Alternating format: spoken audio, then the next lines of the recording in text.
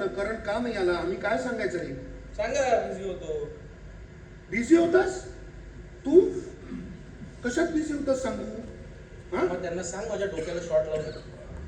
मी message करीन आबासाहेबांना. त्याच्या मुलाचं लग्न आहे करण, तू फक्त मेसेज करणार आहेस? हो असतील ते मिनिस्टर, मला नाही काय फरक पडत.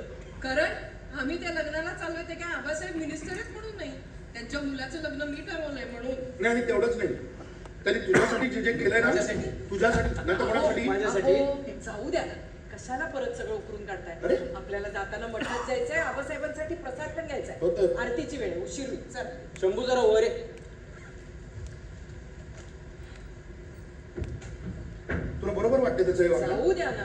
जाऊ दे म्हणजे हा असंच वागत तुमच्या राहतो. ना याच स्वभावामुळे तुमचं आणि करणचं पटत नाही. एक करण तुझ्याशी नीट वागतोय, तुझं फार मोठं क्रेडिट नाही हा.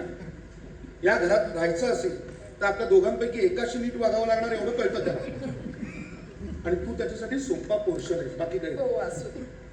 आपण गेल्यानंतर 2 दिवस काय हा करू शकतो घरात, तुला कल्पना आहे का? मी आईकडे राहायला जाते तेव्हा तुम्ही घरात काय काय करता हे तरी मला कुठे माहित असतं खाडीलकर. मी काही करणार नाही हे माहिती असतं म्हणूनच जातेस तू. त्याचं तसं नाहीये. आपण गेल्यानंतर बघ 10व्या मिनिटाला अंजली इथे आलेली असेल. हो आपण इथे नाहीये म्हटल्यावर पोरं गप्प बसतात का? तू काय स्वतःला फार मॉडर्न समजतेस का ग? हा? मला काळजी आहे अंजलीची. लग्न झालेलं नाही का दोघांचं अजून?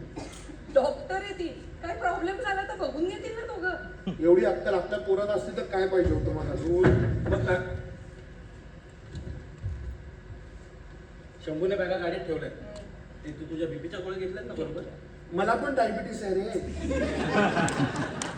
मला नाही आठवण करावीशी वाटली कधी. कारण ऐकायचंय तुम्हाला? नाही नाही ना? मिळालं उत्तर. Happy journey. तू हॅपी जर्नी म्हणतोस का गेट आउट म्हणतो रे? हॅपी जर्नी बाबा. चल मग.